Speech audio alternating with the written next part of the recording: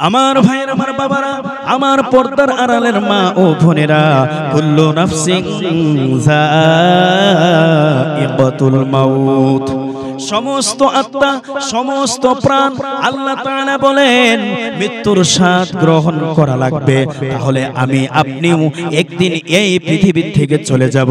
আমি আপনি এই পৃথিবীতে চিরদিন থাকবো না।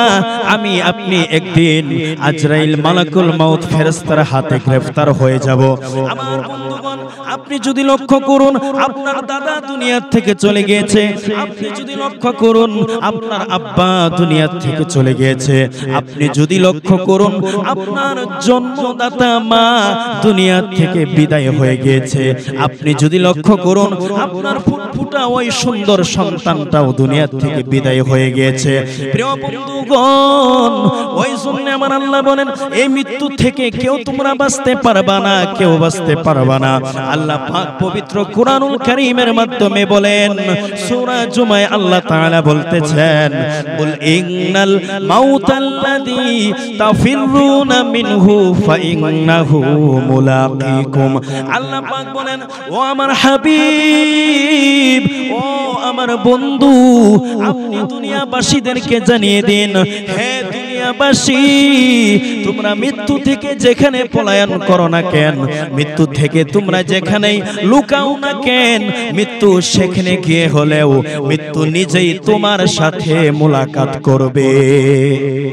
মৃত্যু তোমার কাছে নিজেই আসবে, মৃত্যু নিজেই তোমার সাথে মুলাকাত করবে। মৃত্যুর কাছে তোমার যেতে হবে না, মালাকুল মউতের কাছে তোমার যেতে হবে না, মৃত্যু নিজেই আসবে। অপর আয়াতে আমার আল্লাহ পাক বলেন, আইনামা তাকুনু ইদরিকুমুল মাউতু ওয়ালাউ কুনতুম ফি বুরুজিম মুশাইয়াদা।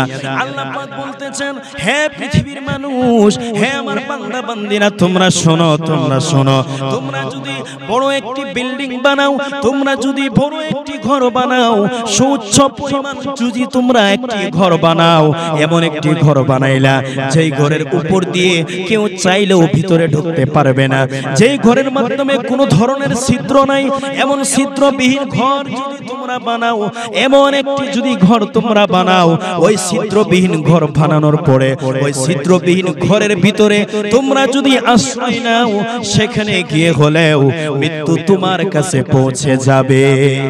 মৃত্যু সেখানে পৌঁছে যাবে, মৃত্যু সেখানে পৌঁছে যাবে। এমন একটি ঘর বানাইলেন যে ঘরের মাধ্যমে কোনো ছিদ্র নেই, এমন একটি ছিদ্রবিহীন ঘরের ভিতরেও যদি আপনি কি করলেন, আশ্রয় নিলেন, সেখানেও মৃত্যু আসবে। মৃত্যু এটি একটি অনিবার্য বাস্তবতা, মৃত্যু এটি একটি চিরন্তন বাস্তবতা। আপনি সুখে থাকলেও মরতে হবে, দুঃখে থাকলেও মরতে হবে, আপনি কাঁদলেও মরতে হবে, আপনার হাসলেও মরতে হবে। রাজপ্রাসাদ অট্টালিকা মালিকেরও মারা যাবে, আর যারা জীর্ণ কুটিরে একটি তাঁবুর নিচে থাকে, একটি তিরপলের নিচে থাকে, সেই ব্যক্তিও মারা যাবে। যে জীবনে সুখ দেখে নাই সেও মারা যাবে, যে জীবনে দুঃখ দেখে নাই সেও মারা যাবে। মৃত্যু এটা হবেই, মৃত্যু এটা আসবেই।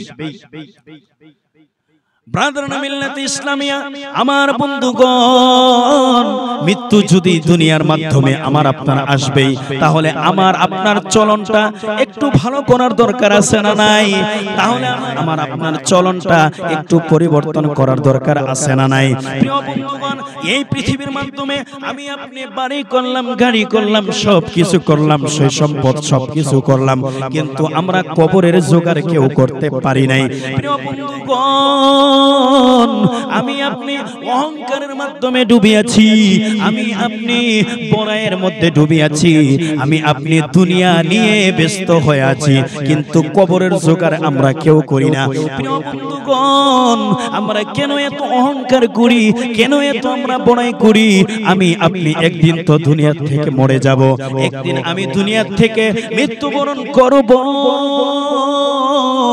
ও বন্ধু, আমি আপনি দুনিয়া থেকে বিদায় হওয়ার পরে 3 দিন পরে আমি আপনি মারা যাবার 3 দিন পরে আমার আপনার হাতের নখগুলো খুলে খুলে খুলে খুলে পড়ে যাবে।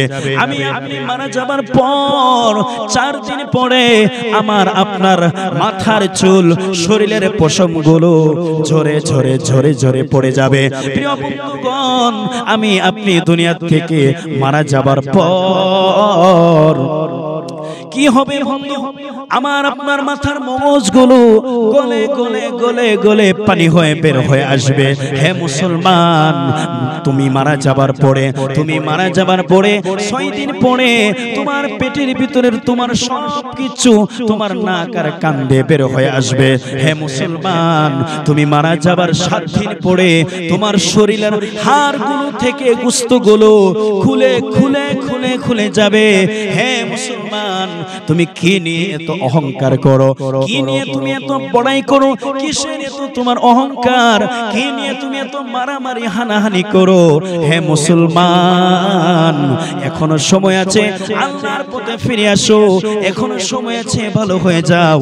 এখনো সময় আছে, নিজের ঈমান এবং আমলকে ঠিক করে নাও।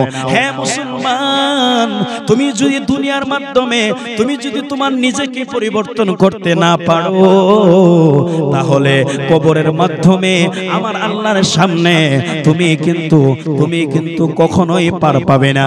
হে মুসলমান, এখনো সময় আছে, আল্লাহর পথে ফিরে আসো। এখনো সময় আছে, কবরের কথা স্মরণ করো। ওই জন্য কবি বলেন, মানুষ কই যাই রে দুনিয়া ছাড়িয়া, মসজিদের ওই পালকি আয়না ধুলা দে সাজায়া তারে জনমের লাগিয়া। মানুষ কই যাই রে দুনিয়া ছাড়িয়া, মসজিদের ওই পালকি আয়না ধুলা দে সাজায়া তারে জনমের লাগিয়া। মসজিদের ওই পালকি আয়না ধুলা দে সাজায়া তারে জনমের লাগিয়া। এইবার লাগিয়া কত করলা মারামারি, মামলা মোকদ্দমা কইরা খুয়াইলা রে করি। এইবার লাগিয়া কত করলা মারামারি, মামলা মোকদ্দমা কইরা খুয়াইলা রে করি। আজকে তুমি চলে যাবে, আজকে তুমি চলে যাবে সব কিছু ফেলিয়া। মসজিদের ওই পালকি আয়না ধুলা দে সাজায়া তারে জনমের লাগিয়া। মসজিদের ওই পালকি আয়না ধুলা দে সাজায়া তারে জনমের লাগিয়া।